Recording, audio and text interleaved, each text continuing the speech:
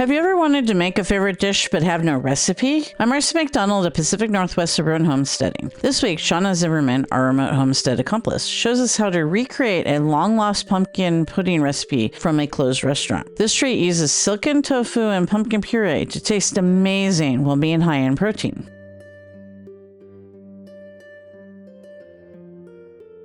Hi, I'm remote homestead accomplice Shonna Zimmermann. Here at the Pacific Northwest Homesteads, whether local or remote, we are more than happy to share tips and tricks on how to cook and prepare things. If you've never cooked before, we're happy to share the basics. And once you get there and you're comfortable with sharing the basics, the next step, the really exciting step, is the artistry of maybe cooking without a recipe. You get to learn how to play with things, and you get to learn what goes together, what tastes good together, and what may work together. I say this because there was a restaurant that Marcy and I used to go to all the time that had this delicious pumpkin mousse pudding kind of recipe.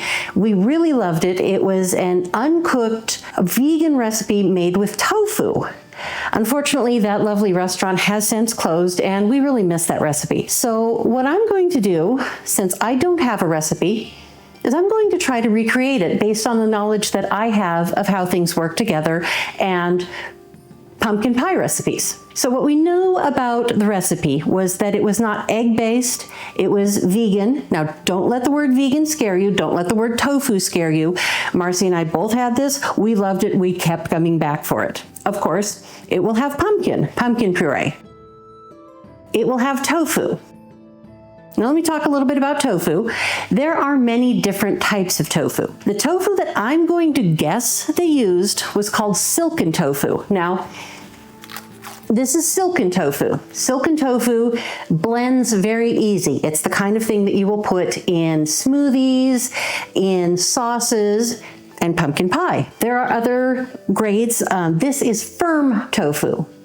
Firm tofu does not blend very well. If I was to blend it up with pumpkin pie, it would be kind of chunky, like pumpkin and cottage cheese. This is better for stir fry and cooking, so I'm not going to use firm tofu. I'm going to start with the silken tofu. Silken. Tofu, the first thing you're going to do is you're going to open the package, drain it, and then we're going to wrap it in a towel and put a little weight on it for a few minutes just to press out any extra liquid.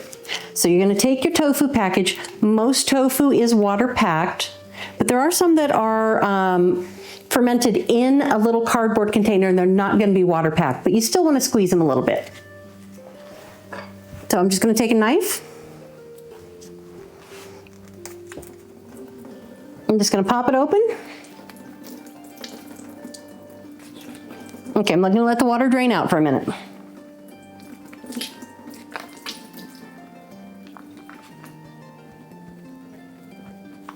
Okay.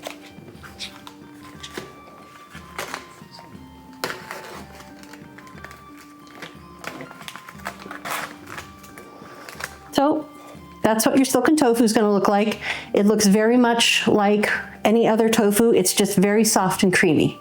They make special tofu presses for squeezing water out, but you don't need one of those. All you need is a plate, a nice clean towel. I'm just going to put this on the towel. I'm going to wrap it carefully. And then this is how you make a homemade tofu press. A nice flat cutting board and a weight.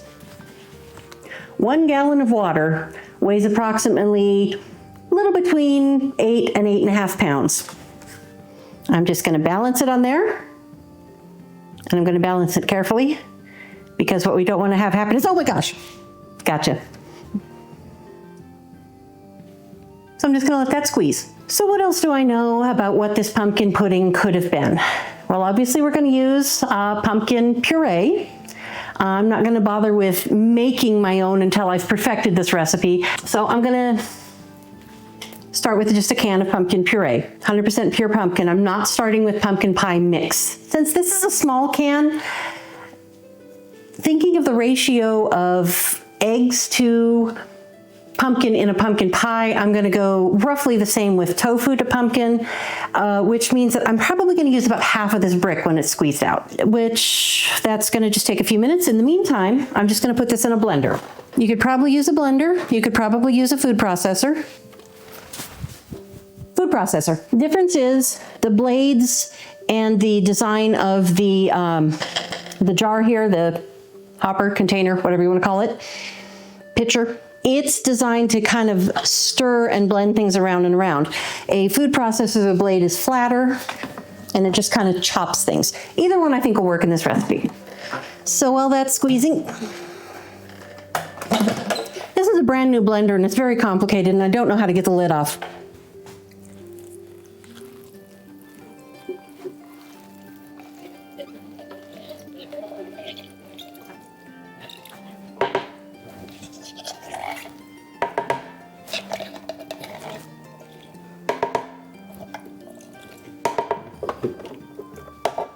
Tasty. Okay. The pudding that we remembered was very much spiced like a pumpkin pie. So pumpkin pie spice is usually 1 measure of cinnamon, a half a measure of nutmeg, and a 1/4 measure of ginger, and a 1/4 measure of cloves. So that would be 1 teaspoon cinnamon, 1/2 teaspoon nutmeg, 1/4 teaspoon cloves, and 1/4 teaspoon of ginger. I just looked at my spice rack and realized that somehow I am out of nutmeg. I don't know how I did that. They do have pre-made pumpkin pie spice. So I'm gonna use that in a pinch. I like a lot of spice. So I'm gonna give this maybe 2 teaspoons. I'm just guessing. And this is the artistry that I'm talking about. We try to figure out, does it taste right? And if it doesn't work the first time, we'll try it again.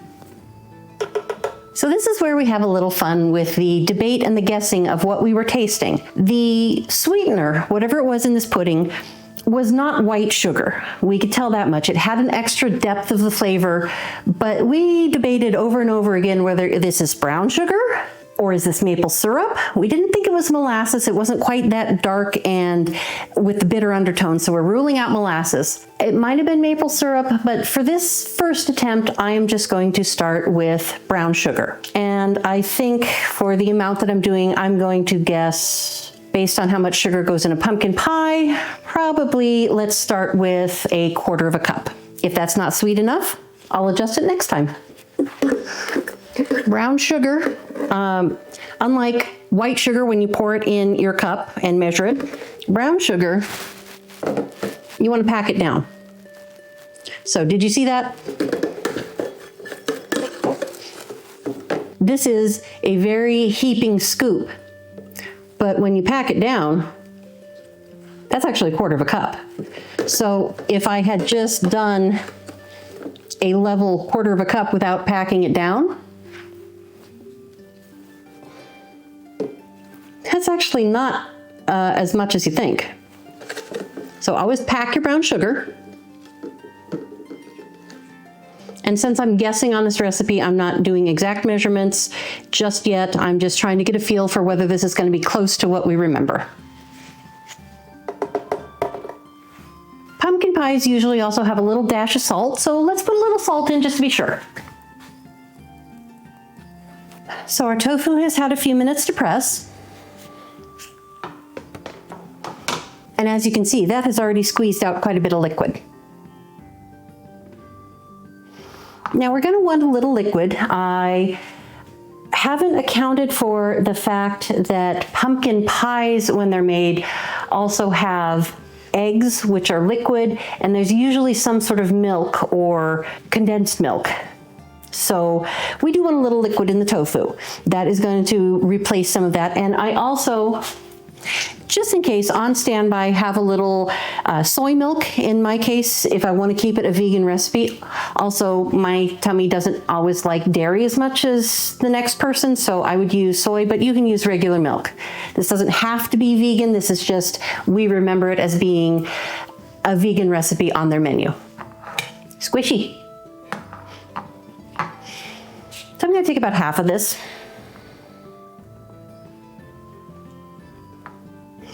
that's about what 2 eggs would look like volume-wise.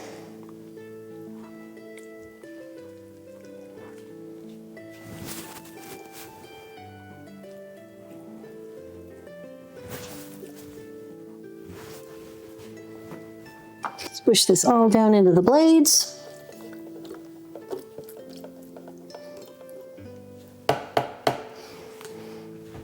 So I can't think of anything else that I really feel needs to go into this, so let's give it a try and see what happens.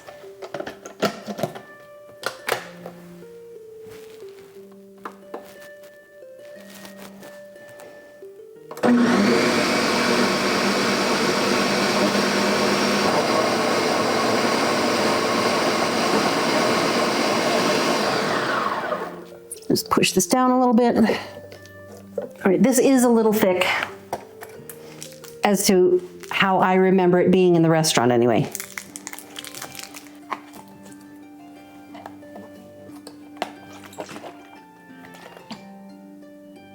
I did not mean to do that. That did not come off perfectly.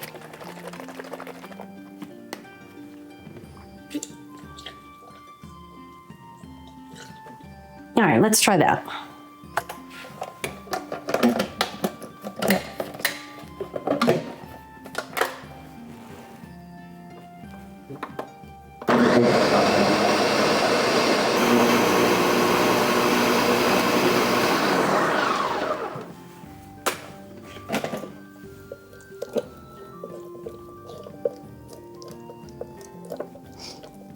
Okay. Moment of truth.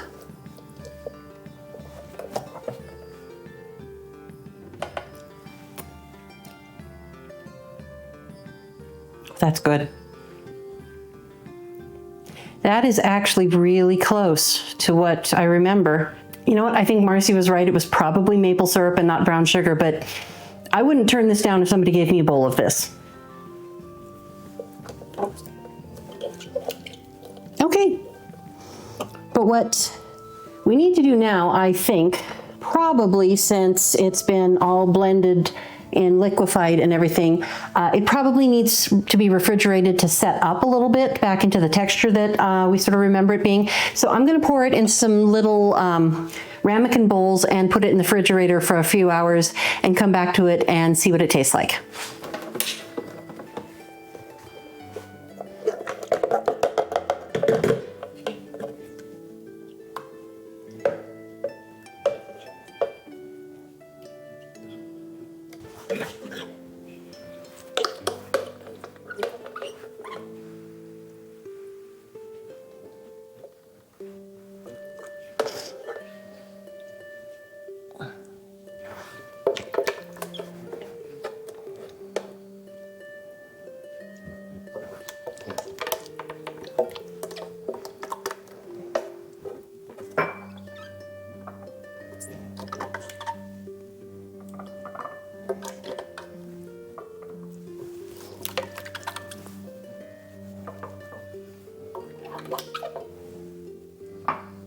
All right.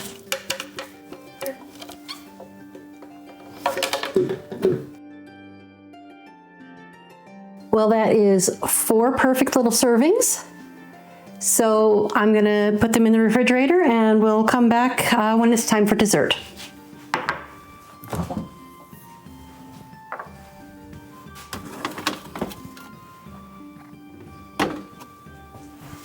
I'm not going to cover them because I feel like the pudding, as we remembered it, had a bit of a kind of an almost dry crust, not really a crust, but a layer on top that had been allowed to dry out a little bit. So I'm going to try to recreate that by not covering it with plastic wrap or a lid.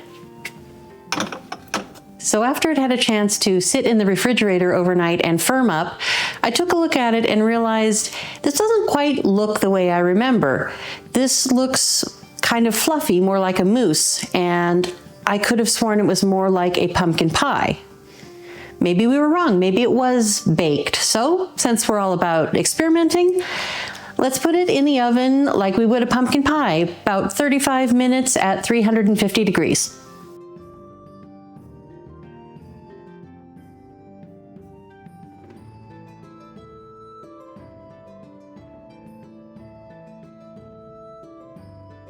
And here we have it.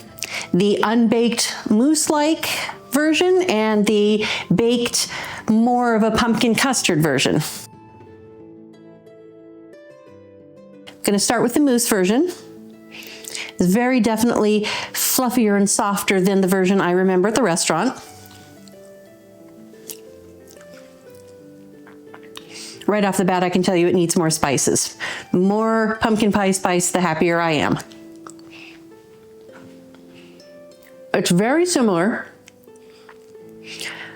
I'm going to say that Marcy was probably right and that it was maple syrup and not brown sugar that was the sweetener. It could use a little more sweetener, but it's really good. And that's, again, why we're experimenting to try to figure out what that lovely recipe was.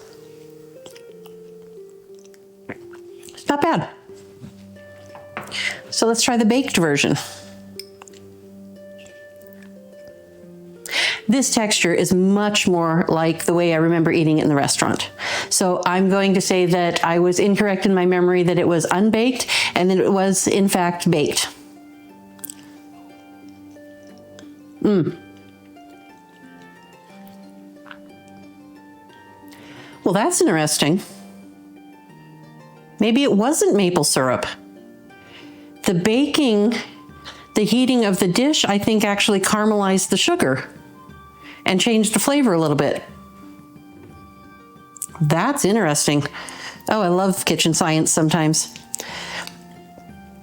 The texture is much closer to what I remember, as I said. But again, I should have used a lot more pumpkin pie spice. But I wouldn't turn this down if I had a dish of it in front of me. Oh wait, I have a dish of it in front of me.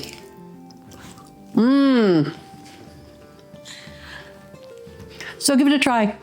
See what you come up with. Experimenting in the kitchen is a lot of fun. Be confident, be bold, and just go for it.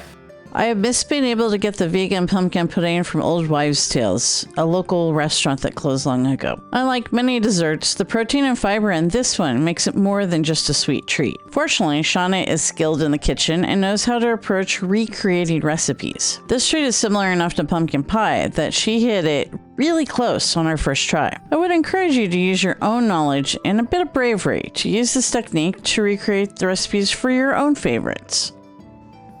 Thanks for watching. Please like and subscribe. Till next time, be curious, keep an open mind, and never stop learning.